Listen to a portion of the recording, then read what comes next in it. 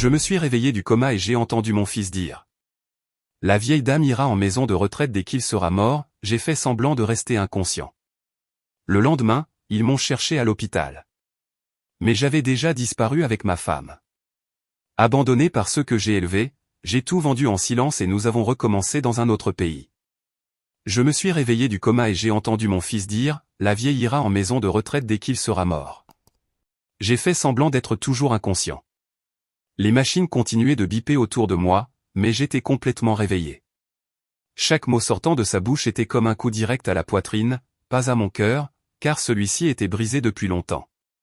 C'était un coup porté à quelque chose de plus profond, à ma dignité, aux années de sacrifice, à tout ce que je pensais avoir construit. Mon fils. Mon propre fils. Le bébé que je tenais dans mes bras quand il pesait à peine plus de 3 kilos. Celui-là même à qui j'avais appris à faire du vélo dans le jardin de notre maison à Beverly Hills. Celui que j'avais emmené 3 fois à Disneyland parce qu'il adorait ça. Ce même homme se tenait maintenant près de mon lit d'hôpital, prévoyant de se débarrasser de sa mère comme on se débarrasse de vieux meubles. C'est pour le mieux, Sarah, dit-il à sa sœur. Tu sais comment est maman. Elle ne pourra pas vivre seule. La maison de retraite Belmont est bien. Il y a des jardins. Elle ne s'en rendra même pas compte. Sarah ne répondit pas tout de suite. Il y eut un silence qui me donna un espoir d'une seconde. Peut-être qu'elle, ma fille, la prunelle de mes yeux, dirait quelque chose. Peut-être qu'elle défendrait sa mère. Peut-être qu'elle se souviendrait de tout ce que nous avions fait pour eux. Et si papa se rétablit ? Demanda-t-elle enfin. Le médecin a dit que c'est un miracle qu'il soit encore en vie, répondit Robert. Et même s'il se réveille, tu sais qu'il ne sera plus le même. Il ne pourra pas travailler. Il ne pourra rien gérer. Il vaut mieux que nous prenions le contrôle maintenant. J'ai déjà parlé à l'avocat et... Voilà. La vérité. Il ne s'inquiétait pas de mon rétablissement. Il s'inquiétait de l'argent, des propriétés, des entreprises, de tout. Ce que j'avais mis 40 ans à construire. Je m'appelle Michael Sullivan. J'ai 57 ans, bien qu'en ce moment j'ai l'impression d'en avoir 90. Il y a 6 jours, j'ai eu un accident vasculaire cérébral lors d'une réunion de travail. Je me suis effondré devant tout le monde. Selon ce que les médecins m'ont dit plus tard, je ne me souviens de rien de ces premiers jours. Juste l'obscurité. Et puis, alors que je commençais à me réveiller, des voix. Des voix que je ne savais pas que j'entendais. Des voix qui révélaient qui étaient vraiment les personnes que j'aimais le plus au monde. Je suis né dans un quartier difficile du New Jersey. Mon père était mécanicien et ma mère vendait des hot-dogs dans un chariot devant notre maison. Nous n'avions rien. Enfin, nous avions de l'amour. Nous avions de la dignité. Nous avions la volonté de nous en sortir. Mais de l'argent, nous n'en avions pas. J'ai été le premier de ma famille à finir le lycée, le premier à aller à l'université. J'ai étudié le génie civil dans une université d'État, travaillant le jour et étudiant la nuit. Je dormais 4 heures, parfois 3, mais je ne me suis jamais plaint. Je savais que l'éducation était la seule issue. J'ai rencontré Béatrice quand j'avais 23 ans. Elle travaillait à la bibliothèque de l'université. Elle était belle, mais pas de cette beauté artificielle qu'on voit tant aujourd'hui. Elle était vraiment belle. Elle avait un sourire qui illuminait n'importe quelle pièce. Et quand elle me souriait, j'avais l'impression de pouvoir conquérir le monde. Nous nous sommes mariés 6 mois après notre rencontre. Nous n'avions pas d'argent pour un grand mariage. Nous nous sommes mariés au palais de justice avec seulement nos parents comme témoins. La fête a eu lieu chez ma belle-mère avec du chili et de la bière. C'était le plus beau jour de ma vie. Béatrice a toujours cru en moi. Quand tout le monde me disait que j'étais fou de vouloir créer ma propre entreprise de construction, elle m'a soutenu. Quand nous passions des mois sans un seul contrat et que nous devions manger des haricots et des tortillas tous les jours, elle ne s'est jamais plainte. Quand j'ai dû mettre en gage son alliance pour payer le salaire de mes 3 employés, elle m'a serré dans ses bras et a dit, « Nous la récupérerons, mon amour. Tu verras. » Et nous l'avons récupérée. Nous avons récupéré l'alliance. Et bien plus encore. En 10 ans, mon entreprise de construction est passée de 3 à 120 employés. Nous avons construit des lotissements, des immeubles de bureaux, des centres commerciaux. Nous sommes devenus l'un des entrepreneurs les plus fiables de la région. L'argent a commencé à affluer. D'abord un peu, puis comme une avalanche. Nous avons acheté notre première maison à Beverly Hills quand j'avais 35 ans. 5 chambres, un jardin et une piscine. Béatrice a pleuré quand je lui ai donné les clés. C'est à nous, a-t-elle demandé. Entièrement à nous, ai-je répondu. Et cette nuit-là, nous avons fait l'amour comme si nous étions encore ces étudiants fauchés rêvant d'un avenir meilleur. Robert est né 1 an plus tard. Sarah est arrivée 2 ans après. Ce furent les années les plus heureuses de notre vie. Je travaillais beaucoup. C'est vrai. Je rentrais souvent tard. J'ai manqué beaucoup de pièces de théâtre de l'école et de matchs de football de Robert, mais je faisais tout ça pour eux, pour leur donner ce que je n'avais jamais eu, pour qu'ils n'aient pas à lutter comme moi. Je leur ai tout donné. Les écoles privées les plus chères de la ville. Des cours d'anglais, de français et de musique. Des voyages en Europe chaque été. Robert a étudié l'administration des affaires au MIT. Sarah a étudié le design de mode à New York. Je lui ai acheté un appartement à Manhattan pour qu'elle n'ait à le partager avec personne. Quand Robert a obtenu son diplôme, je l'ai fait entrer dans l'entreprise. Je lui ai donné un poste de direction dès le début. Je voulais qu'il apprenne le métier de l'intérieur. Je voulais qu'il reprenne les rênes un jour, pour continuer ce que j'avais commencé. Mais Robert n'avait pas ma faim. Il n'avait pas ma détermination. Pour lui, tout avait été facile. Il n'avait jamais eu à s'inquiéter de l'argent. Il n'avait jamais eu à passer des nuits blanches à se demander s'il pourrait payer les factures. L'argent était simplement toujours là. Et quand on n'a jamais eu à se battre pour quelque chose, on n'en comprend pas la vraie valeur. Il a commencé à arriver en retard aux réunions, à annuler des rendez-vous importants, à signer des contrats sans les lire correctement. J'ai dû intervenir plusieurs fois pour réparer ses erreurs, mais je ne l'ai jamais réprimandé sévèrement. C'était mon fils. Je pensais qu'il mûrirait avec le temps, qu'il trouverait son chemin. Sarah a épousé un architecte espagnol qu'elle a rencontré à New York, Daniel. Un type élégant, bien élevé, de bonnes manières. Je l'ai bien aimé au début. Il semblait être un homme sérieux et responsable. Mais j'ai ensuite réalisé qu'il n'était intéressé que par l'argent de ma fille. Enfin, mon argent, pour être honnête. Quand ils se sont mariés, je leur ai acheté une maison dans les collines d'Hollywood. 3 étages, 6 chambres, une salle de sport, une cave à vin. J'ai aussi donné à Sarah une participation de 20% dans l'une de mes entreprises pour qu'elle ait son propre revenu. Je voulais qu'elle soit indépendante, qu'elle n'ait jamais à dépendre de personne. Mais l'argent facile corrompt, et je leur ai donné trop d'argent, trop vite. Robert a acheté une Porsche, puis une Bentley. Il a commencé à fréquenter des boîtes de nuit exclusives, à s'envoler pour Las Vegas chaque mois, gaspillant de l'argent dans des choses inutiles. Je le mettais en garde, mais il disait simplement « Je profite de la vie, papa. » C'est pour ça qu'on travaille, non? Non, je ne travaillais pas pour ça. Je travaillais pour construire quelque chose de solide, pour laisser un héritage, pour m'assurer que mes enfants et mes petits-enfants ne connaîtraient jamais les difficultés. Mais ils ne le voyaient pas de cette façon. Pour eux, l'argent était infini, comme un robinet qui ne se ferme jamais. Béatrice l'a vu. Elle me le disait la nuit, quand nous étions seuls dans notre chambre. Michael, tu les gâtes. Ils n'accordent de valeur à rien. Et je répondais, je leur donne ce que je n'ai jamais eu. Qu'y a-t-il de mal à ça? Ce qui est mal, c'est qu'ils n'apprennent pas ce qui compte vraiment dans la vie, disait-elle. Et comme toujours, ma Béatrice avait raison. Il y a 2 ans, j'ai commencé à remarquer des changements dans l'attitude de mes enfants. De petits détails au début. Robert a cessé de venir le dimanche. Il venait dîner tous les dimanches, religieusement. C'était une tradition familiale. Mais soudain, il a commencé à annuler. J'ai un engagement, papa. Quelque chose est survenu à la dernière minute. La semaine prochaine, c'est sûr. Sarah s'est aussi éloignée. Elle ne m'appelait plus comme avant. Elle m'appelait 3 ou 4 fois par semaine juste pour discuter, me raconter sa journée, me demander conseil. Mais ces appels sont devenus de plus en plus espacés. Et quand nous parlions, il y avait toujours une précipitation dans sa voix, comme si elle ne faisait que cocher une case. Ils sont occupés, me disait Béatrice, essayant de me consoler. Ils ont leur propre famille maintenant, leur propre vie. C'est normal. Mais je savais que ce n'était pas normal. Un enfant occupé est une chose. Un enfant qui vous évite en est une autre. Puis les demandes d'argent ont commencé.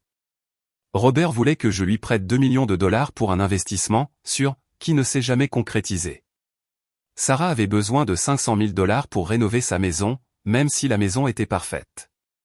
Je leur ai donné l'argent les premières fois sans poser de questions. C'étaient mes enfants. Quel père refuse d'aider ses enfants? Mais les demandes n'ont jamais cessé, et ils n'ont jamais remboursé un seul dollar. Il y a 6 mois, j'ai découvert que Robert avait utilisé mon nom pour obtenir un prêt de 5 millions de dollars. Il avait imité ma signature sur les documents. Quand je l'ai confronté, il n'a montré aucun remords. J'allais te le dire, papa, mais je savais que tu en ferais toute une histoire. J'avais besoin de l'argent de toute urgence. Pourquoi en avais-tu besoin? Pour payer des dettes. Quelles dettes, Robert? Il n'a pas répondu. Il m'a juste regardé avec ses yeux froids que je ne reconnaissais plus. Quand mon fils était-il devenu cet étranger? Béatrice était dévastée. Elle pleurait la nuit. Que avons-nous fait de mal, Michael? Quand avons-nous perdu nos enfants? Je n'avais pas de réponse pour elle. Je ne pouvais que la serrer dans mes bras et ressentir la même douleur qu'elle. La douleur d'un père qui donne tout et ne reçoit que de l'indifférence en retour. Puis c'est arrivé. L'AVC, comme l'appellent les médecins. J'étais en réunion avec des investisseurs japonais. Nous étions en train de conclure un contrat majeur. Soudain, j'ai ressenti une douleur aiguë à la tête, comme si on m'avait poignardé avec un couteau. Mes mots ont commencé à s'embrouiller. Mon bras gauche s'est engourdi. Monsieur Sullivan, ai-je entendu quelqu'un demander. Est-ce que ça va? Je ne pouvais pas répondre. Je suis tombé par terre et puis, l'obscurité. Je ne sais pas combien de temps je suis resté inconscient. Les médecins disent que c'était 6 jours. 6 jours dans le coma. 6 jours pendant lesquels mon cerveau s'est battu pour survivre. 6 jours pendant lesquels ma famille se battait pour quelque chose de très différent. Je me suis réveillé lentement. D'abord, des sensations. Le son des machines, l'odeur de l'hôpital, le lit inconfortable. Puis sont venues les voix. Distantes au début, puis plus claires. Et puis je les ai entendues. Robert et Sarah, mes enfants, mes 2 seuls enfants, planifiant mon avenir et celui de leur mère comme si nous étions des objets, comme si nous étions un problème à résoudre. J'ai déjà parlé à un avocat, a dit Robert. Nous pouvons obtenir une procuration pendant que papa est incapable. De cette façon, nous pouvons prendre des décisions sur les entreprises et les propriétés. Et s'il se réveille et s'y oppose, a demandé Sarah. Le médecin a dit que même s'il se réveille, il aura des séquelles. Il ne pourra probablement pas bien parler ou bouger. Il aura besoin de soins 24 heures sur 24. Alors nous devrons engager des infirmières. Bien sûr, mais pour papa, pas pour maman.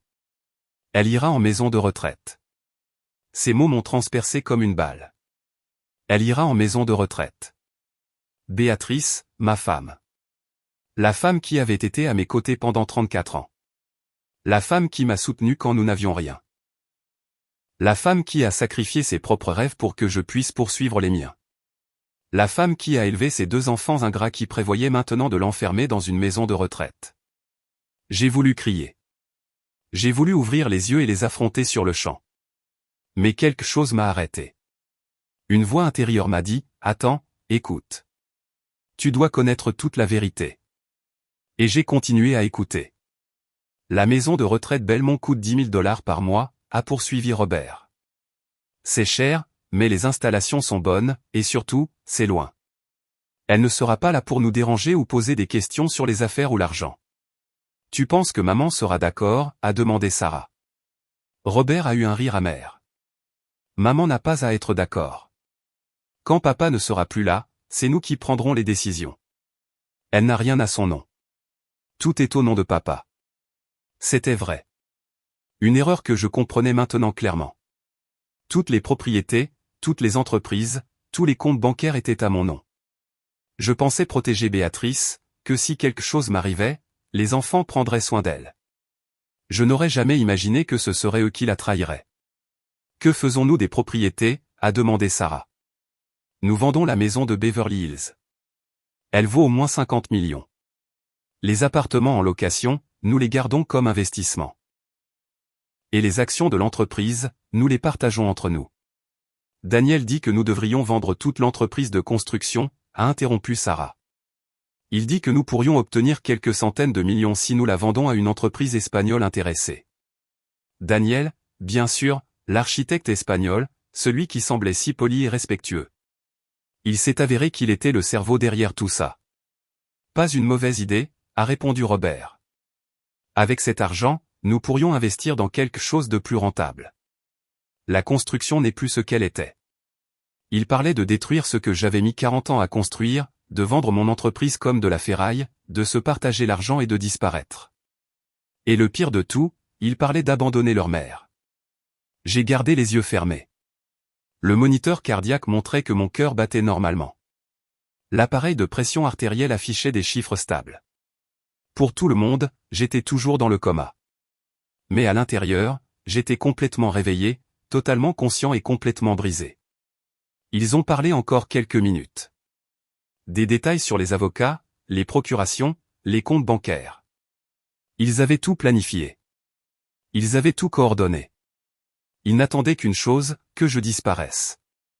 Et où est maman maintenant, a soudainement demandé Sarah. Elle est rentrée à la maison pour se changer. Je lui ai dit de prendre son temps, que je resterai ici pour veiller sur papa. Un autre coup de poignard. Robert n'était pas là pour me veiller. Il était là pour me surveiller, attendant comme un vautour que sa proie meure enfin. Bon, je pars, a dit Sarah. Je dois aller chercher les enfants à l'école. Préviens-moi si quelque chose change. Bien sûr, mais je doute que quelque chose se produise. Le médecin a dit qu'il pourrait rester comme ça pendant des semaines, voire des mois. J'ai entendu les pas de Sarah s'éloigner. La porte s'est ouverte et s'est fermée. Robert est resté seul avec moi. J'ai senti sa présence tout près. Il s'est approché du lit. Pendant un instant, j'ai cru qu'il allait faire quelque chose. Je ne sais pas quoi. Mais j'ai eu peur. Une vraie peur. J'aurais aimé que ce soit rapide, le vieux, les jeux entendus marmonner. Ça devient compliqué et cher. Chaque jour dans cet hôpital coûte une fortune. Puis il s'est éloigné. Je l'ai entendu s'asseoir sur la chaise près de la fenêtre, le son de son téléphone. Il envoyait des messages, planifiant probablement d'autres choses, d'autres trahisons. Je suis resté là, immobile, pendant des heures. Robert s'est endormi à un moment donné. Je pouvais l'entendre ronfler. Et moi, les yeux fermés, je pensais, je planifiais. Pour la première fois en 6 jours, mon esprit était d'une clarté cristalline. Je n'allais pas les laisser me faire ça. Je n'allais pas les laisser faire ça à Béatrice. Nous avions travaillé trop dur. Nous avions trop sacrifié. Et nous n'allions pas finir nos jours séparés. Elle dans une maison de retraite et moi dans un lit d'hôpital pendant que nos enfants gaspillaient tout ce que nous avions construit. Mais j'avais besoin d'un plan, et il fallait que Béatrice le sache. La nuit est tombée sur l'hôpital. Robert était toujours là, somnolent sur la chaise, se réveillant de temps en temps pour vérifier son téléphone.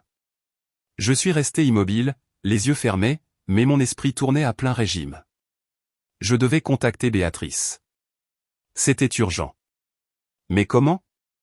Je ne pouvais pas bouger sans que Robert ne le remarque. Je ne pouvais pas parler. Les infirmières entraient toutes les 2 heures pour vérifier mes signes vitaux, mais Robert était toujours présent. Il n'y avait aucun moyen de faire passer un message. Puis, vers 23 heures, j'ai entendu des pas différents, plus légers, familiers. « Bonsoir », a dit une voix douce. C'était l'infirmière, Linda, celle qui s'était occupée de moi les premiers jours. Une femme plus âgée, peut-être dans la soixantaine, avec des mains chaudes et une voix maternelle. Je l'avais appréciée dès le début, même si je n'étais pas conscient à ce moment-là pour le lui dire. « Bonsoir », répondit Robert d'une voix endormie. « Comment va mon père ? » « Il est stable », répondit-elle. « Je vais juste le vérifier. »« Pourquoi n'allez-vous pas prendre un café ? Vous devez être épuisé d'être ici toute la journée. »« Je vais bien », répondit Robert. « J'insiste », dit fermement Linda. « Vous devez vous vider la tête. La cafétéria est au 2e étage. Elle est ouverte toute la nuit. Prenez 15 minutes. Je resterai avec votre père. » Il y eut une pause. Robert hésita. « D'accord, dit-il finalement, 15 minutes. J'ai entendu ses pas s'estomper. La porte s'est fermée. Et puis j'ai senti la main de Linda sur mon front. Il est parti, a-t-elle murmuré. Vous pouvez ouvrir les yeux, monsieur Sullivan. Mon cœur a fait un bond. Comment savait-elle? J'ai lentement ouvert les yeux. Linda me regardait avec un sourire triste. Je le savais depuis hier après-midi, dit-elle doucement. Je travaille en soins intensifs depuis 30 ans. Je sais reconnaître quand un patient se réveille et quand il est réveillé et fait semblant. Les mouvements de vos yeux sous vos paupières vous ont trahi. J'ai essayé de parler, mais ma voix est sortie rauque, faible. Ma femme? Je sais, a dit Linda. J'ai entendu vos enfants cet après-midi. C'est pour ça que j'ai envoyé ce jeune homme prendre un café. Nous n'avons pas beaucoup de temps. Je dois parler à Béatrice, ai-je réussi à dire. Linda a sorti son téléphone portable. Quel est son numéro? Je le lui ai dit. C'était difficile de prononcer les chiffres, mais je l'ai fait. Elle a composé et mis le téléphone sur haut-parleur, à faible volume. 3 sonneries. 4. 5. Allô? La voix de Béatrice a répondu. Elle semblait fatiguée, brisée. Madame Sullivan, demanda Linda. C'est Linda, l'infirmière de votre mari. Je voudrais que vous veniez à l'hôpital immédiatement. Et venez seul. C'est urgent. Très urgent. Que s'est-il passé? Michael va bien? Votre mari va parfaitement bien, dit Linda en me regardant. Mieux que vous ne pouvez l'imaginer. Mais je veux que vous veniez maintenant. Et s'il vous plaît, ne le dites à personne. Pas à une âme. Vous comprenez? Il y eut un silence à l'autre bout du fil. Je comprends, répondit Béatrice. Sa voix avait changé. Elle avait perçu quelque chose dans le ton de Linda. Je serai là dans 20 minutes. Linda a raccroché. Votre fils sera de retour d'une minute à l'autre. Vous devez continuer à faire semblant. Pouvez-vous le faire? J'ai hoché la tête. Bien. Quand votre femme arrivera, je la laisserai entrer. Votre fils sera probablement là, mais j'inventerai quelque chose pour le faire sortir de la chambre quelques minutes. Profitez de ce temps. Merci, ai-je réussi à murmurer. Elle m'a serré la main. J'ai vu beaucoup de choses laides dans cet hôpital, monsieur Sullivan. Des familles qui se battent pour des héritages alors que le patient respire encore. Des enfants qui abandonnent leurs parents. Mais ce que j'ai entendu aujourd'hui, c'était particulièrement cruel. Vous et votre femme ne méritez pas ça. J'ai fermé les yeux juste au moment où la porte s'ouvrait. Robert était de retour. Comment va-t-il? Demanda-t-il. Pareil, répondit Linda professionnellement. Pas de changement, mais ses signes vitaux sont bons. Son corps réagit bien au traitement. Combien de temps pensez-vous qu'il restera comme ça? C'est impossible à savoir. Il pourrait se réveiller demain comme cela pourrait prendre des semaines. Le cerveau est imprévisible. Robert soupira, un soupir de frustration. Pas d'inquiétude. C'était clair. Linda a fini de me vérifier et a quitté la chambre. Les 20 minutes suivantes furent les plus longues de ma vie. J'écoutais Robert taper sur son téléphone, marmonnant de temps en temps, probablement en coordination avec Daniel ou Sarah.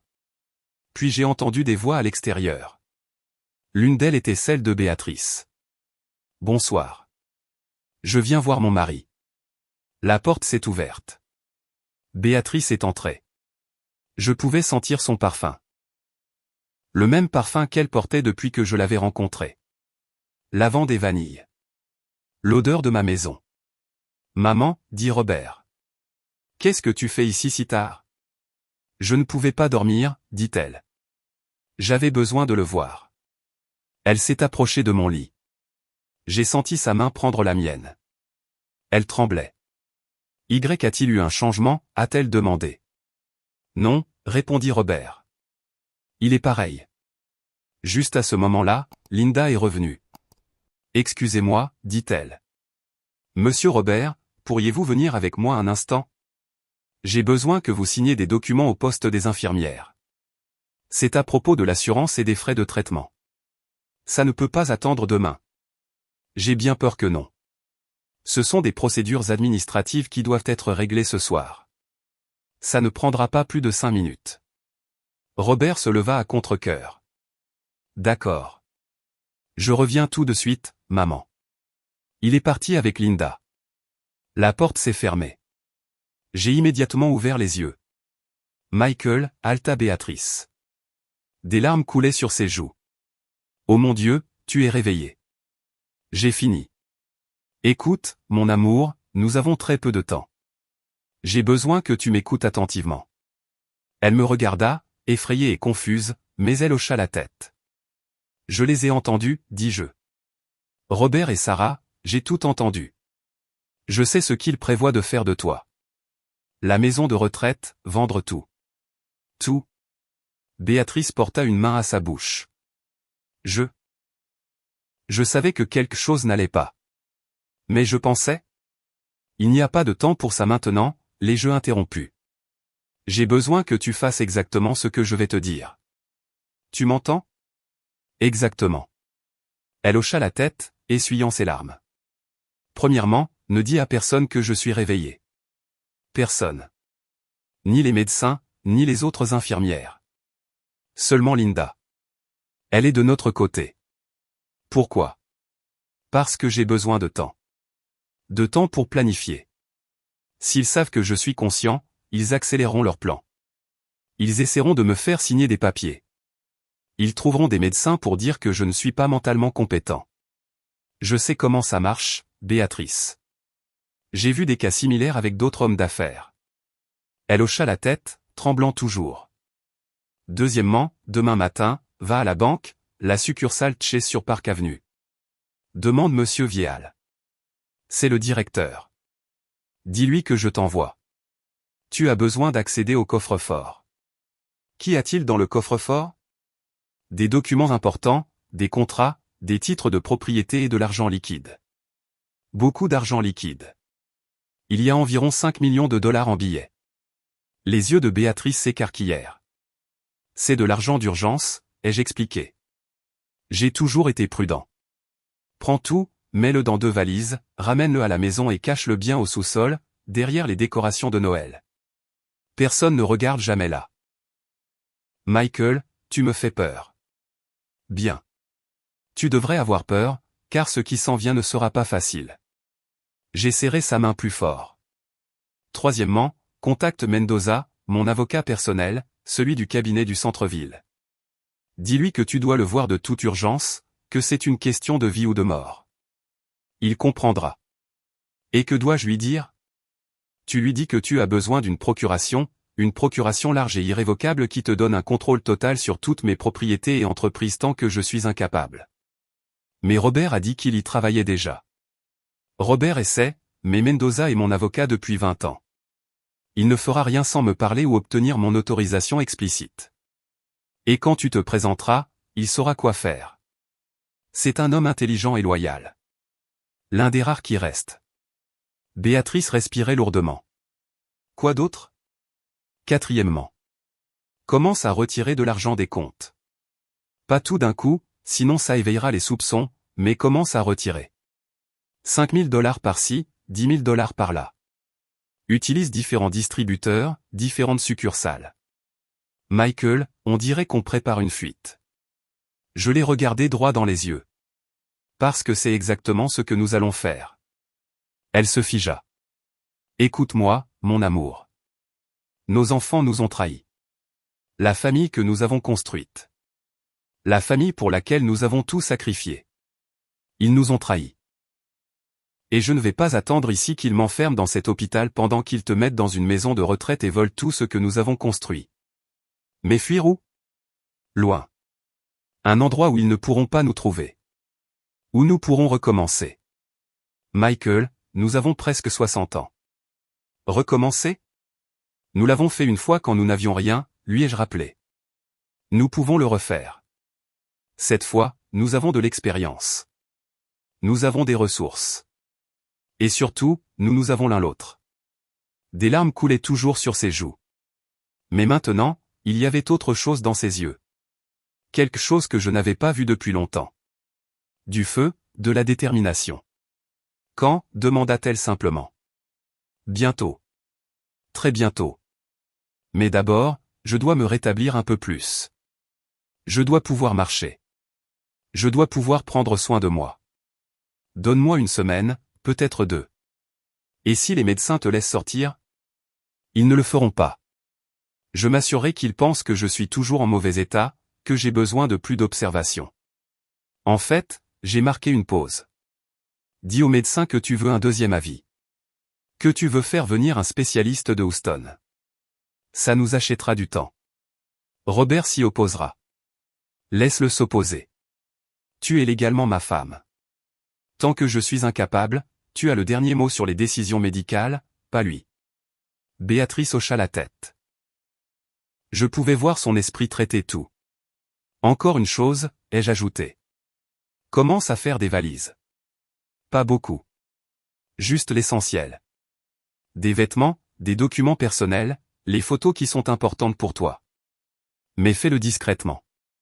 Si Robert ou Sarah demandent, dis-leur que tu donnes des choses, que tu fais du nettoyage pour t'occuper l'esprit. Où allons-nous exactement? J'ai réfléchi. Porto, au Portugal. Il y a une bonne communauté d'expatriés, un coût de la vie raisonnable, un excellent système de santé, et surtout, personne ne nous y connaît. Nous pourrons repartir de zéro et être juste Michael et Béatrice à nouveau. Elle sourit à travers ses larmes. Ça fait longtemps que nous n'avons pas été juste Michael et Béatrice. Je sais. Et c'était une partie du problème. Nous sommes devenus les parents de Robert et Sarah, les pourvoyeurs, la banque personnelle. Mais nous avons oublié d'être nous. Nous avons entendu des pas à l'extérieur. Robert revenait. Ferme les yeux, a murmuré Béatrice. Je les ai fermés juste au moment où la porte s'ouvrait. Tout va bien, maman, a demandé Robert. Oui, a-t-elle répondu. Sa voix était ferme maintenant. Maîtrisée. Je lui parlais juste. On dit que les patients dans le coma peuvent encore entendre, que ça les aide. C'est gentil, a dit Robert. Mais son ton était complètement vide. Il n'y avait aucune affection là-dedans. Rien. Je vais y aller, a dit Béatrice. J'ai besoin de me reposer. Bien sûr, maman. Conduis prudemment. J'ai senti les lèvres de Béatrice sur mon front. Un doux baiser. Et puis sa voix, à peine un murmure près de mon oreille. Je t'aime. Nous allons nous en sortir. Ses pas se sont estompés. La porte s'est fermée. Et je suis resté là, immobile. Les yeux fermés, mais pour la première fois depuis des jours, je ressentais de l'espoir. Béatrice était avec moi, et ensemble, comme toujours, nous allions trouver un moyen. Les jours suivants furent les plus difficiles de ma vie. Je devais rester complètement immobile pendant des heures, simulant mon inconscience lorsque les médecins venaient m'examiner, écoutant les conversations de Robert et Sarah, planifiant mon avenir comme si je n'existais plus. Mais ce furent aussi des jours d'éveil, de redécouverte de moi-même, de me souvenir de qui j'étais avant de devenir le pourvoyeur, l'homme d'affaires prospère, le père accommodant. Béatrice venait 2 fois par jour, le matin et le soir. Elle s'assurait toujours que Robert ou Sarah n'étaient pas présents. Linda l'aidait, inventant des excuses pour faire sortir mes enfants de la chambre quelques minutes. Dans ces brefs moments, Béatrice me mettait au courant. Elle était allée à la banque. Elle avait vidé le coffre-fort. Elle avait parlé à Mendoza. Tout était en marche. Robert est allé voir Mendoza hier, a-t-elle murmuré un après-midi. Il lui a demandé de rédiger la procuration en sa faveur. Mendoza lui a dit qu'il devait d'abord parler avec toi, que c'était la procédure standard. Robert était furieux. Qu'a fait Mendoza? Il lui a dit que sans ton consentement explicite, il ne pouvait rien faire, que c'était son devoir en tant qu'avocat. Robert a menacé de le dénoncer à l'ordre des avocats. Mendoza est plus malin que ça, ai-je dit. Il sait comment gérer ces situations. Il y a autre chose, a ajouté Béatrice. Robert a engagé un détective privé. Mon cœur s'est accéléré. Pourquoi faire? Pour enquêter sur tous nos comptes bancaires. Il veut savoir exactement combien nous avons et où tout se trouve. As-tu sorti l'argent des comptes? Comme je l'ai dit, oui, petit à petit. J'ai déjà presque 2 millions de dollars en liquide caché à la maison. Mais j'ai peur, Michael. Et s'ils découvrent quelque chose? Ils ne trouveront rien, les jeux assurés. L'argent du coffre-fort n'apparaît sur aucun relevé bancaire. Il est complètement invisible. Et l'argent que tu retires est en petites quantités qui peuvent facilement être justifiées comme des dépenses ménagères. Les médecins venaient tous les jours m'évaluer. J'avais appris à contrôler ma respiration, à garder mes muscles complètement détendus, à ne pas réagir quand ils me piquaient ou me déplaçaient. Le docteur Evans, le neurologue en chef, était perplexe. C'est étrange, a-t-il dit à Robert. Ces signes vitaux sont bons. Le scanner cérébral montre que l'édème a considérablement diminué. Il devrait se réveiller. Qu'est-ce que ça signifie s'il ne le fait pas? A demandé Robert, et je pouvais entendre l'anxiété dans sa voix. Il avait besoin que je me réveille pour pouvoir exécuter ses plans. Mais il avait aussi besoin que je sois juste assez faible pour ne pas m'y opposer. Cela pourrait être dû à divers facteurs, a répondu le docteur Evans. Parfois, le cerveau a simplement besoin de plus de temps pour guérir. Nous continuerons à surveiller. Un après-midi, Sarah est venue seule. Elle s'est assise près de mon lit et est restée là en silence pendant près d'1 heure. Je me demandais à quoi elle pensait. Avait-elle des remords, des doutes sur ce qu'il prévoyait? Puis elle a parlé à voix basse, presque comme si elle se parlait à elle-même. Je ne sais pas si tu peux m'entendre, papa. On dit que les gens dans le coma peuvent entendre. Je ne sais pas si c'est vrai. Elle a fait une pause. Robert dit que nous devrions tout vendre, que c'est la meilleure option. Daniel est d'accord. Ils disent que c'est comme ça que nous pourrons assurer notre avenir. L'avenir de tes petits-enfants? Mes petits-enfants? Maintenant, il pensait à mes petits-enfants. Les mêmes petits-enfants qu'il me laissait rarement voir parce qu'ils étaient toujours trop occupés. Je ne suis pas si sûr, a-t-elle poursuivi. C'est ton entreprise, l'œuvre de ta vie. Ça semble mal de tout vendre comme ça. Mais Robert dit que tu comprendrais, que tu as toujours voulu qu'on aille bien.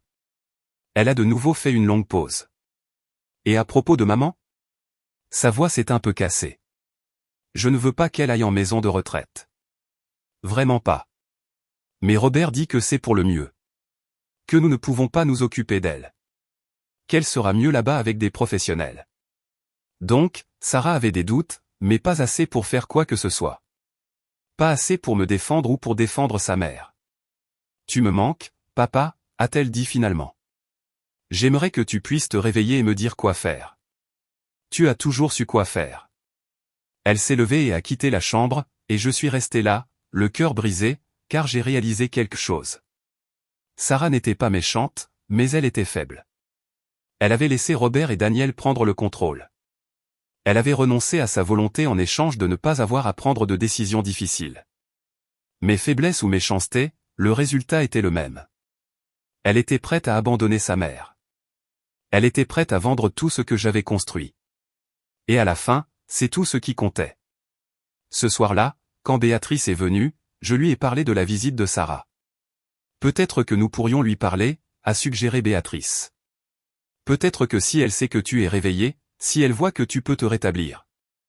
Non, ai-je interrompu. C'est trop risqué.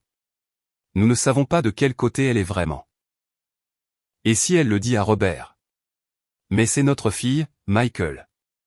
C'était notre fille, ai-je corrigé amèrement. Maintenant, je ne sais plus ce qu'elle est. Béatrice s'est tue.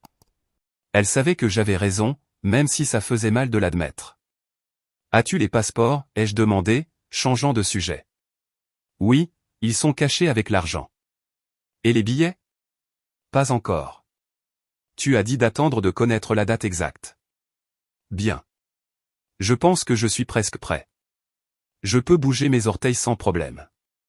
Mes jambes répondent. Demain, je vais essayer de bouger mes bras quand personne ne regarde. Si tout se passe bien, nous pourrons partir dans 1 semaine. Où exactement? J'ai réfléchi. Au Portugal, dans la ville de Porto. Il y a une bonne communauté d'expatriés, un coût de la vie raisonnable, un excellent système de santé, et surtout, personne ne nous y connaît. Nous pourrons repartir de zéro. Et l'argent? Nous ne pouvons pas prendre 5 millions de dollars en liquide dans un avion. Nous ne prendrons pas tout. Nous prendrons assez pour les premiers mois. Le reste, nous le transférerons lentement par différentes banques vers des comptes que j'ouvrirai au Portugal. Ça prendra du temps, mais nous le ferons correctement, sans éveiller les soupçons. Béatrice hocha la tête. Mendoza m'a donné des documents hier. Il a dit qu'ils étaient importants, que tu devrais les lire quand tu pourrais. Quel genre de documents? Je ne sais pas. Ils sont scellés. Je les ai dans mon sac. Apporte-les demain. J'ai besoin de les voir. Le lendemain, lorsque Linda a réussi à faire sortir Robert de la chambre avec une excuse concernant une facture d'hôpital, Béatrice m'a donné l'enveloppe. Je l'ai ouverte avec précaution. C'étaient des documents juridiques, des contrats et une lettre manuscrite de Mendoza. Monsieur Sullivan, commençait la lettre. Si vous lisez ceci, cela signifie que Madame Sullivan m'a fait suffisamment confiance pour vous apporter cette enveloppe. Je veux que vous sachiez que je suis de votre côté. J'ai été témoin de nombreuses trahisons familiales dans ma carrière, mais ce que vos enfants essaient de faire est particulièrement ignoble. Les documents ci-joints sont des copies certifiées de tous vos titres de propriété et contrats d'entreprise. J'ai également inclus une procuration qui donne à Madame Sullivan un contrôle plein et total sur tous vos actifs. Elle est datée de 3 mois avant votre accident. Elle est entièrement légale et valide. Si Robert essaie quoi que ce soit, ce document l'arrête net. J'ai également pris la liberté de geler temporairement plusieurs comptes d'entreprise en invoquant des irrégularités comptables qui doivent être examinées. Cela vous achètera du temps. Utilisez ce temps à bon escient. Et si vous avez besoin de disparaître, comme je soupçonne que vous le prévoyez, sachez que vous avez mon soutien et ma discrétion complets. J'ai également joint les coordonnées de personnes de confiance en Europe qui peuvent vous aider à vous installer. Prenez soin de vous, Monsieur Sullivan, et prenez soin de Madame Sullivan. Vous méritez la paix après tant d'années de travail. Avec respect et loyauté, Rafael Mendoza. J'ai regardé Béatrice. Elle avait les larmes aux yeux. Il y a encore des gens bien dans le monde, a-t-elle murmuré. Oui, ai-je répondu. Et nous allons avoir besoin de toute l'aide possible. 5 jours de plus passèrent. 5 jours où je perfectionnais mon jeu. 5 jours où Béatrice préparait notre fuite. Et 5 jours où Robert et Sarah devenaient de plus en plus impatients. Je ne comprends pas pourquoi ils ne se réveillent pas, ai-je entendu Robert dire au docteur Evans un matin. Ça fait presque 2 semaines. N'est-ce pas trop long? Chaque patient est différent, Monsieur Sullivan, a répondu le médecin avec une patience professionnelle. J'ai vu des cas où les gens se réveillent après des mois. Des mois. La voix de Robert était alarmée. Vous voulez dire que mon père pourrait rester comme ça pendant des mois? C'est une possibilité. Ou il pourrait se réveiller demain. Comme je l'ai dit, c'est imprévisible. Après le départ du médecin, Robert a passé un appel. Je l'ai entendu clairement. Daniel, nous avons un problème. Le vieux ne se réveille pas, et le médecin dit que ça pourrait prendre des mois. Non, nous ne pouvons pas attendre aussi longtemps. Les frais d'hôpital s'accumulent, et Mendoza ne veut pas libérer le contrôle des comptes de l'entreprise. Oui, je sais que tu as dit que le gel des comptes était temporaire, mais nous avons besoin d'un accès maintenant. Nous avons besoin d'un autre plan. Il y eut une pause pendant qu'il écoutait ce que Daniel disait à l'autre bout du fil. Tu es sûr que c'est légal? Demanda Robert. Une autre pause. D'accord, fais-le. Mais fais-le vite. Il a raccroché. Et j'ai su que notre temps était compté. Quel que soit le plan de Daniel, nous devions agir rapidement. Ce soir-là, quand Béatrice est arrivée, je lui ai parlé de l'appel. Ils doivent préparer une manœuvre juridique pour me prendre le contrôle, ai-je dit. Ils vont probablement essayer de me faire déclarer mentalement incompétent. Avec ça, ils pourraient annuler la procuration que Mendoza t'a donnée. Peuvent-ils faire ça? S'ils obtiennent des médecins qui témoignent que je ne suis pas sain d'esprit, oui. Et avec assez d'argent, ils peuvent obtenir n'importe quel médecin dont ils ont besoin. Béatrice avait l'air terrifiée. Que faisons-nous? Nous partons. Maintenant. Cette semaine. Mais tu as dit que tu avais besoin de plus de temps pour te rétablir. Je suis assez rétabli. Je me suis entraîné quand personne ne regardait. Je peux marcher. Un peu chancelant peut-être, mais je peux le faire. C'est maintenant ou jamais, Béatrice. Elle a pris ma main. Quand? Après-demain. Vendredi. C'est le jour parfait. Robert a toujours sa réunion de partenaires le vendredi après-midi. Sarah emmène les enfants à leur cours de natation. Ils seront occupés. Et comment sortons-nous de l'hôpital? Laisse-moi faire. J'ai un plan. Le lendemain, jeudi, j'ai demandé à Linda de m'aider avec quelque chose de très spécifique. J'ai besoin que vous me trouviez une tenue d'infirmier pour homme. Grande taille. Ai-je murmuré lorsqu'elle a réussi à avoir un moment seul avec moi. Pourquoi faire? Pour demain. Je pars d'ici demain et je dois sortir sans que personne ne me reconnaisse. Linda m'a regardé avec inquiétude. Êtes-vous sûr d'être prêt? Physiquement, je veux dire. Je suis prêt. Et si j'attends plus longtemps, il sera trop tard. Elle hocha lentement la tête. D'accord, je vous trouverai la tenue. Autre chose? Oui. Demain vers 15 heures, j'ai besoin d'une diversion à cet étage. Quelque chose qui fasse courir toutes les infirmières et tous les médecins à l'autre bout du couloir. Pas besoin que ce soit réel. Il faut juste que ça en ait l'air. Une fausse alerte. Exactement. Pouvez-vous le faire? Linda réfléchit un instant. Je peux déclencher accidentellement l'alarme incendie à l'autre bout du couloir. Ça fera courir tout le monde là-bas.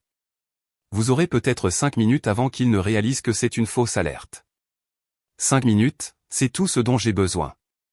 Ce soir-là, Béatrice est arrivée avec une petite valise. À l'intérieur, il y avait des vêtements pour moi. Des vêtements décontractés, un jean, une chemise, des baskets. Rien qui n'attirait l'attention. Les billets sont achetés, a-t-elle murmuré. Nous partons demain à 20 heures de l'aéroport. Vol direct pour Madrid, puis une correspondance pour Porto. As-tu utilisé ta carte de crédit? Non. J'ai payé en espèces dans une agence de voyage, comme tu l'as dit. Bien. Et l'argent? J'ai 2 valises prêtes dans la voiture avec des vêtements et l'argent liquide. Tout ce dont nous avons besoin pour les premiers mois. Que as-tu dit à Robert et Sarah? Que je passais la journée avec ma sœur dans les hantons. Que j'avais besoin de me vider la tête. Robert n'a même pas demandé de détails. Sarah m'a juste dit de m'amuser. La voix de Béatrice s'est un peu cassée sur cette dernière partie. Je l'ai serrée dans mes bras du mieux que je pouvais depuis le lit d'hôpital. Je sais, mon amour. Je sais que c'est difficile. Mais c'est ce que nous devons faire. Je n'arrive toujours pas à croire que nous fuyons nos propres enfants. Nous ne les fuyons pas. Nous nous sauvons d'eux. Il y a une différence. Béatrice a essuyé ses larmes. Es-tu sûr de pouvoir marcher jusqu'au parking? Je marcherai aussi loin que nécessaire. Je me suis entraîné. La nuit dernière, quand Robert s'est endormi, je suis sorti du lit et j'ai marché dans toute la chambre. J'ai mal aux jambes, mais elles fonctionnent. Et si quelque chose tourne mal? Rien ne tournera mal. Fais-moi confiance, Béatrice. Une dernière fois. Fais-moi confiance. Elle m'a embrassé. Un baiser long et profond. Un baiser qui avait le goût d'un adieu. Adieu à cette vie que nous avions construite, à cette ville que nous connaissions, à cette famille qui s'était brisée. Je t'aime? A-t-elle murmuré. Je t'ai toujours aimé, depuis le premier jour où je t'ai vu dans cette bibliothèque. Et je t'aime. Tu es la seule chose réelle dans ma vie. La seule chose qui vaille la peine d'être sauvée. Vendredi. Le jour était arrivé. Robert est arrivé tôt, comme d'habitude. Il s'est assis sur sa chaise près de la fenêtre, consultant son téléphone. À 11 heures, Sarah est entrée. Un changement, a-t-elle demandé. Aucun, a répondu Robert avec frustration. Il est pareil. Comme une pierre. Le médecin a dit qu'il fallait être patient. J'ai eu assez de patience, a rétorqué Sarah. Daniel a parlé à un avocat hier. Nous pouvons entamer la procédure pour le faire déclarer légalement incompétent. Et maman est d'accord avec ça. On ne demande pas à maman.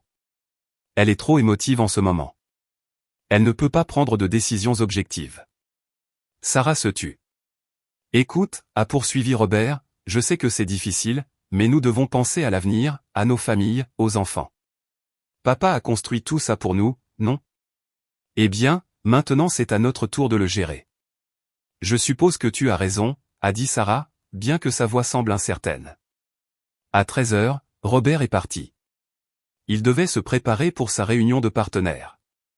Sarah est restée un peu plus longtemps, mais à 14 heures, elle est partie aussi. Elle devait aller chercher ses enfants. Je reviendrai plus tard, papa, a-t-elle dit avant de partir. Je t'aime. Elle m'aimait. Vraiment? Parce que l'amour ne se résume pas à des mots. Il s'agit d'actions. Et ces actions disaient quelque chose de très différent. À 14h55, Linda est entrée. Elle portait un sac en plastique. Voici la tenue, a-t-elle murmuré. Et prenez ça aussi.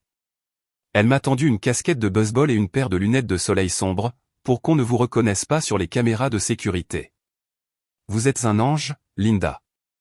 J'espère juste que vous savez ce que vous faites, monsieur Sullivan. C'est très risqué. Je sais, mais parfois, il faut tout risquer pour sauver ce qui compte. Elle hocha la tête. À 15 heures précises, je déclencherai l'alarme.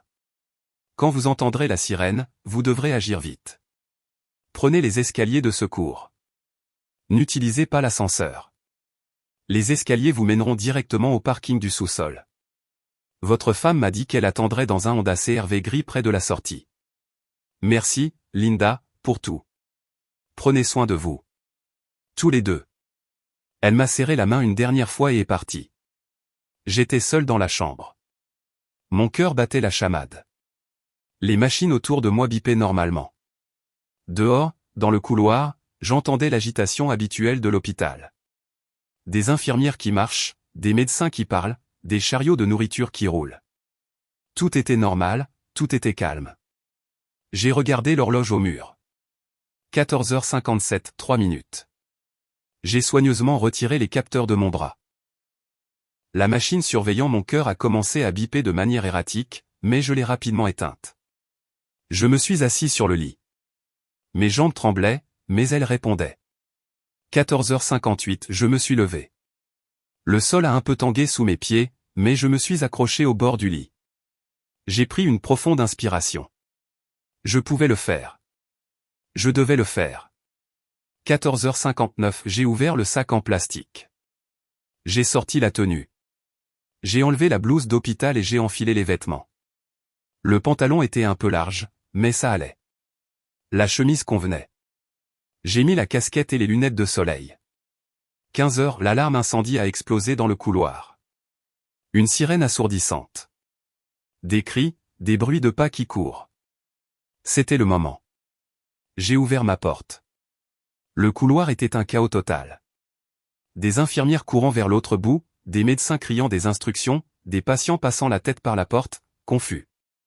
Personne ne m'a prêté attention. Je n'étais qu'un membre du personnel de plus au milieu du chaos. J'ai marché vers les escaliers de secours. Chaque pas était un effort. Mes jambes étaient faibles après 2 semaines au lit, mais j'ai continué. Un pas, un autre pas, un autre. J'ai atteint la porte de la cage d'escalier. Je l'ai ouverte. Le son de l'alarme s'est légèrement étouffé. J'ai commencé à descendre, étage par étage. Mes jambes criaient de douleur, mais je ne me suis pas arrêté. 5e étage, 4e étage, 3e. Au 2e étage, j'ai entendu des voix d'en haut. Fausse alerte. C'est une fausse alerte. Tout le monde, retournez à vos postes. J'ai accéléré le pas. Je devais sortir avant qu'ils ne réalisent que je n'étais pas dans ma chambre. 1er étage, rez-de-chaussée, sous-sol. La porte du parking. Je l'ai poussée. L'air frais m'a frappé au visage, l'odeur d'essence et de béton, le bruit des voitures. J'ai regardé autour de moi. Où était Béatrice? Puis je l'ai vue. Le Honda CR-V gris garé près de la sortie. Les phares ont clignoté 2 fois. C'était elle. J'ai marché vers la voiture aussi vite que j'ai pu. Chaque pas était une agonie, mais je m'en fichais. J'étais si proche. Si proche de la liberté. La porte passager s'est ouverte. Béatrice était là, des larmes coulant sur ses joues. Michael, Alta TL.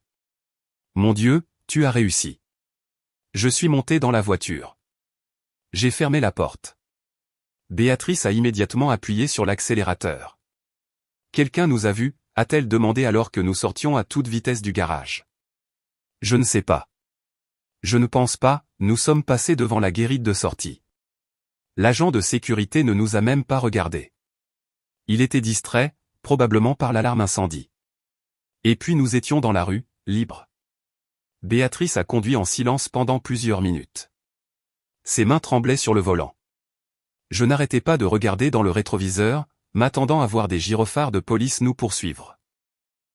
Mais il n'y avait rien. Juste la circulation normale de la ville un vendredi après-midi. Nous l'avons fait, ai-je murmuré finalement.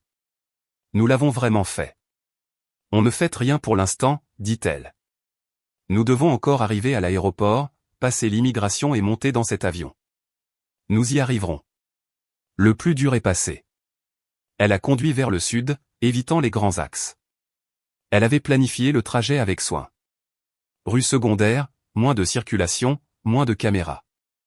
Combien de temps penses-tu qu'il leur faudra pour réaliser que tu es parti, a-t-elle demandé. Ça dépend. Si tout se passe bien, peut-être 1 heure, peut-être 2. Le temps que Robert revienne de sa réunion, ma disparition devrait être signalée. Et s'ils suivent la voiture? Cette voiture n'est ni à ton nom ni au mien, lui ai-je rappelé. Tu l'as immatriculée avec ton nom de jeune fille en utilisant une ancienne adresse. Ce sera très difficile à retrouver. Béatrice avait pensé à tout.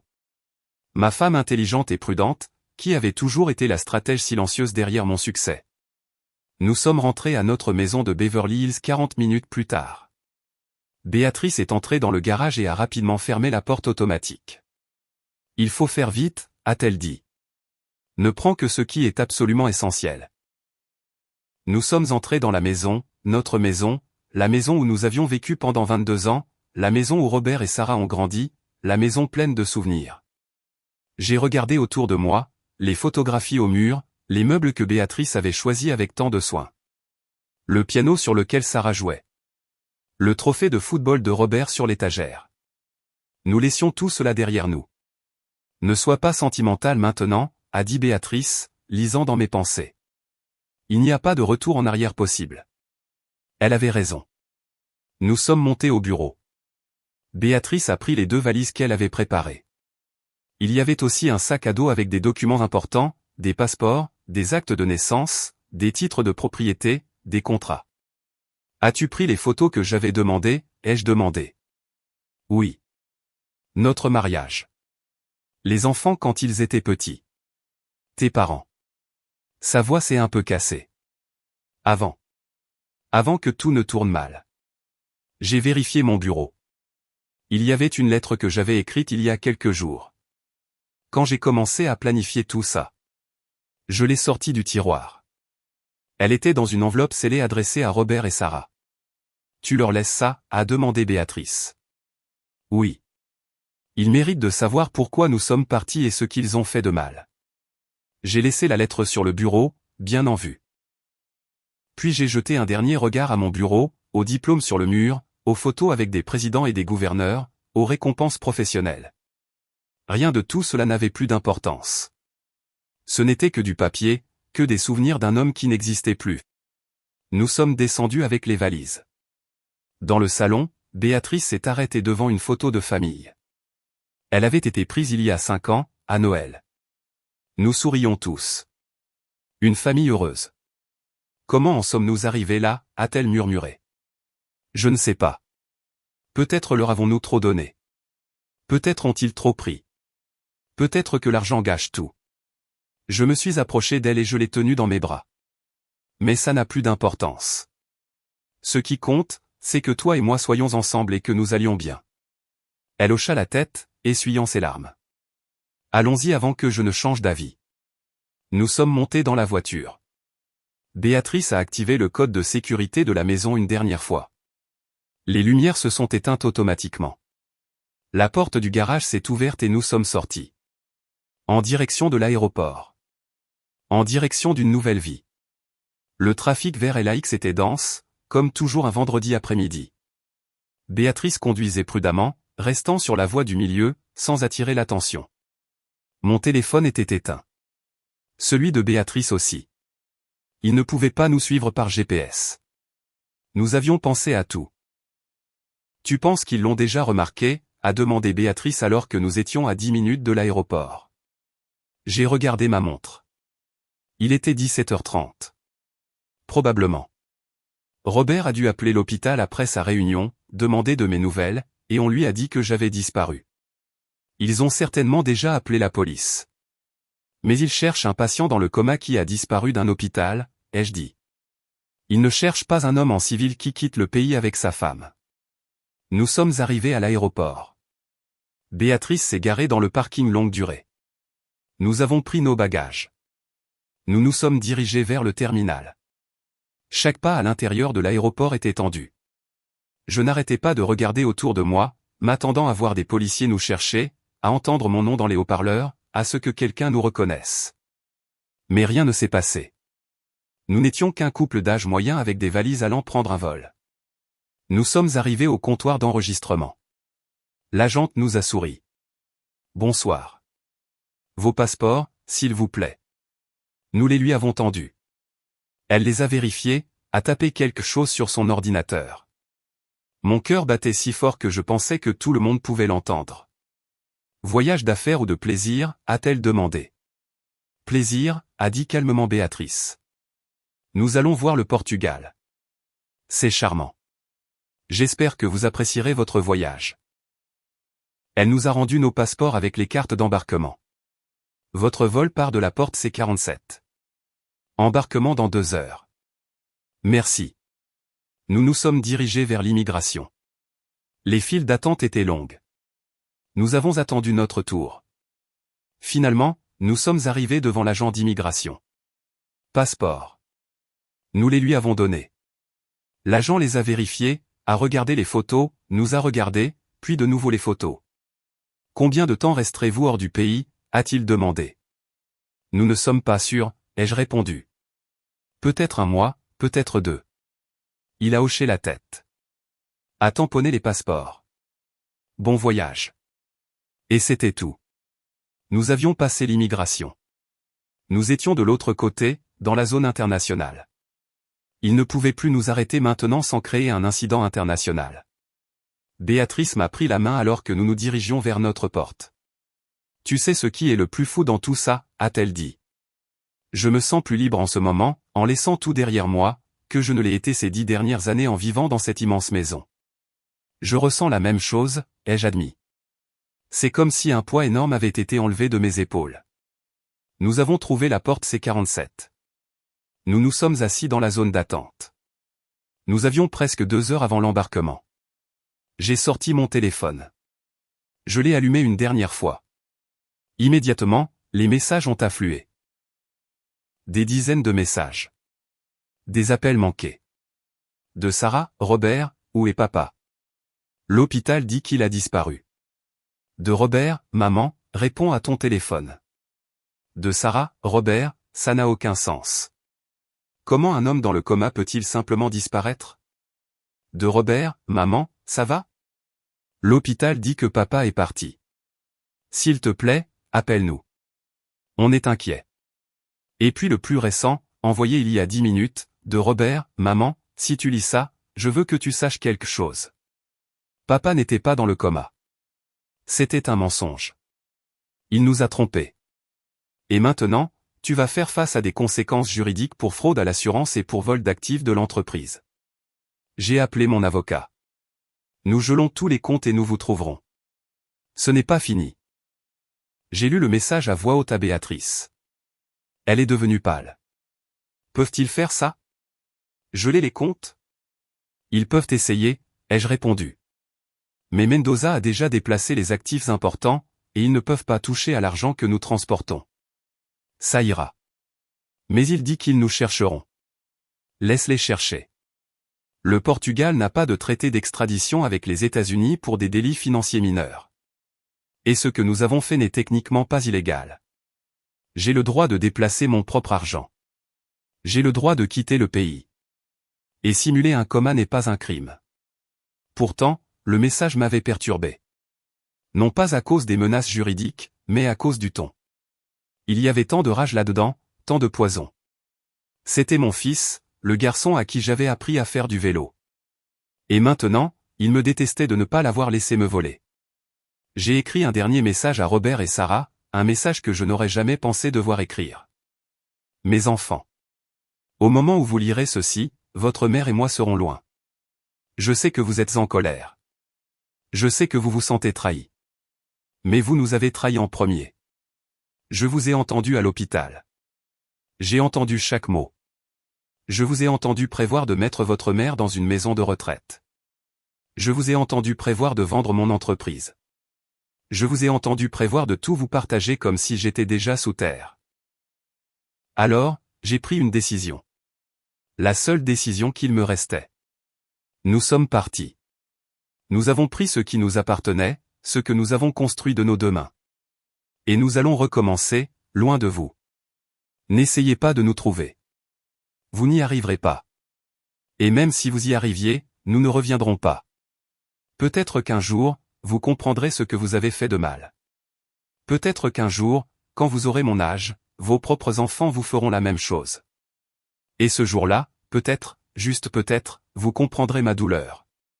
Au revoir, votre père. J'ai appuyé sur envoyer. Puis j'ai éteint le téléphone pour de bon. J'ai retiré la carte SIM, je l'ai cassée en deux et je l'ai jetée dans une poubelle. C'est fini ? A demandé Béatrice. C'est fini. 6 mois plus tard, je suis assis sur la terrasse de notre petit appartement à Porto, regardant le fleuve Douro scintiller sous le soleil de l'après-midi. Béatrice est dans la cuisine en train de préparer du bacalhau, un plat qu'elle a appris à cuisiner ici. L'odeur emplit l'air et me fait sourire. Notre vie est simple maintenant, radicalement simple par rapport à ce que nous avions. Cet appartement a 2 chambres, un petit salon, une cuisine confortable. Il n'y a pas de piscine, pas de jardin de 1000 mètres carrés, pas de personnel de maison. Et c'est parfait. Chaque matin, nous nous promenons dans les rues pavées de la Ribera. Nous buvons du café dans de petits cafés où les propriétaires nous connaissent déjà par notre nom. Bom dia Michael, bom dia Béatrice. Nous nous asseyons sur la place et regardons simplement la vie passer. Pas de précipitation, pas de stress, pas de poids d'un empire commercial sur mes épaules. L'argent que nous avons apporté était suffisant. Mendoza a réussi à transférer discrètement une partie considérable de mes actifs vers des comptes européens avant que Robert ne puisse faire quoi que ce soit. Nous ne sommes pas riches ici, pas comme nous l'étions, mais nous avons assez pour vivre avec dignité et tranquillité. Robert a essayé de nous retrouver pendant les 3 premiers mois. Il a engagé des détectives privés. Il a déposé des plaintes. Il a fait un scandale dans les nouvelles économiques locales. Un homme d'affaires disparaît avec sa femme et des millions, titraient les journaux. Mais il ne nous a jamais trouvés. Nous avons légalement changé de nom. Nous nous sommes installés dans un quartier calme où personne ne pose de questions. Nous sommes devenus ce que nous aurions toujours dû être, juste Michael et Béatrice. Sarah m'a écrit une lettre il y a 2 mois. Mendoza me l'a fait parvenir en toute sécurité. Je l'ai lu le cœur lourd. Papa, disait-elle, je sais que je ne mérite pas que tu m'écoutes. Je sais que je t'ai manqué de la manière la plus horrible qui soit. Robert et moi avons vendu l'entreprise. Nous nous sommes partagés l'argent. Nous avons mis maman à la maison de retraite, comme nous l'avions prévu avant de réaliser que vous étiez partis. Daniel et moi sommes divorcés. Il s'est avéré qu'il n'était intéressé que par l'argent. Quand il a vu que tu étais parti avec une grande partie des actifs, il m'a quitté. Robert a perdu tout son argent dans de mauvais investissements. Maintenant, il me demande des prêts. Et moi, avec une conscience qui me ronge chaque nuit, je continue de lui en donner parce que je ne sais pas quoi faire d'autre. Papa, si jamais tu lis ça, si jamais tu sais ce qui m'est arrivé, pardonne-moi. Pas pour l'argent. L'argent n'a pas d'importance. Pardonne-moi de ne pas t'avoir défendu, de ne pas avoir défendu maman, d'avoir été si aveugle, si faible, si stupide. Je ne te demande pas de revenir. Je te demande juste de savoir que je vis avec le regret de t'avoir perdu chaque jour. Je t'aime, ta fille, Sarah. J'ai pleuré en finissant la lettre. J'ai pleuré pour la fille que j'avais perdue. Pour la famille qui s'était brisée, pour les années que nous ne récupérerons jamais. Mais je n'ai pas répondu. Et je ne le ferai pas. Parce que certaines choses, une fois brisées, ne peuvent pas être réparées. Et certaines trahisons sont trop profondes pour être pardonnées. Béatrice sort sur la terrasse avec 2 tasses de thé. Elle s'assoit à côté de moi et nous regardons ensemble le coucher de soleil sur le fleuve. À quoi penses-tu ? Demande-t-elle. Que nous avons pris la bonne décision. Réponds-je. Que cette vie simple, cette paix. C'est ça qui compte. Pas l'argent, pas les propriétés, pas le statut. Juste ça. Elle prend ma main, ses doigts s'entrelacent dans les miens, comme il y a 34 ans lorsque nous nous sommes mariés avec rien d'autre que de l'amour et de l'espoir. Ta maison te manque, demande-t-elle. La maison que je connaissais quand j'étais jeune me manque, le pays pour lequel je me suis battu, les vrais amis que j'avais. Mais ce que notre vie est devenue là-bas ne me manque pas, être la banque personnelle de mes enfants ne me manque pas. Le stress ne me manque pas. Les trahisons ne me manquent pas, et les petits-enfants? Ça fait le plus mal. Les petits-enfants que je connaissais à peine, qui grandiront sans savoir qui étaient vraiment leurs grands-parents. C'est le prix que nous avons payé, dis-je finalement. Et c'est un prix élevé. Mais je préfère ça à vivre comme des prisonniers de notre propre famille. Le soleil disparaît complètement. Les lumières de la ville commencent à s'allumer. Porto brille comme un collier de perles le long du fleuve. Tu sais ce que j'ai appris de tout ça, dit Béatrice. Qu'on ne peut pas acheter le respect avec de l'argent. Que le véritable amour n'a pas besoin de manoir ou de voiture de luxe. Et que parfois, pour se sauver, il faut être prêt à tout perdre. Tu as raison. Ma sage Béatrice a toujours raison. Nous restons là jusqu'à ce que la nuit couvre complètement le ciel. Demain sera un autre jour. Nous nous promènerons sur le marché. Nous achèterons du pain frais et du fromage. Peut-être irons-nous à la plage de Matosino. Peut-être nous assiérons-nous simplement dans un café et regarderons le monde passer. Et nous serons ensemble, comme ça aurait toujours dû être. Car à la fin, après tout l'argent, tout le succès, toutes les propriétés et toutes les entreprises, la seule chose qui compte vraiment, c'est ça. Avoir quelqu'un qui vous aime pour ce que vous êtes, pas pour ce que vous avez. Je m'appelle Michael Sullivan. J'ai 58 ans. J'ai perdu une fortune. J'ai perdu une entreprise. J'ai perdu mes enfants. Mais j'ai gagné ma liberté. J'ai gagné ma dignité. Et j'ai gagné une seconde chance de vivre la vie que j'ai toujours voulu vivre. Et ça, croyez-moi, ça n'a pas de prix. Si cette histoire a touché votre cœur, c'est parce que quelque part, d'une manière ou d'une autre, nous avons tous ressenti la trahison. Nous avons tous dû prendre des décisions difficiles. Nous avons tous dû choisir entre ce qui est confortable et ce qui est juste. J'espère que vous ne vivrez jamais ce que j'ai vécu. Mais si jamais vous vous trouvez dans une situation similaire, souvenez-vous de ceci. Votre dignité vaut plus que n'importe quel héritage. Votre tranquillité d'esprit vaut plus que n'importe quelle propriété. Et les personnes qui vous aiment vraiment ne vous demanderont jamais de renoncer à l'une ou à l'autre. Prenez soin de ceux qui prennent soin de vous. Valorisez ceux qui vous valorisent. Et ne laissez jamais personne, pas même votre propre sang, vous enlever ce qui vous revient de droit, votre dignité. Ceci est mon histoire. L'histoire d'un homme qui avait tout et l'a perdu. Et qui, en le perdant, a découvert qu'il n'en avait jamais eu besoin. De Porto, au Portugal. Avec une nouvelle vie et un cœur enfin en paix.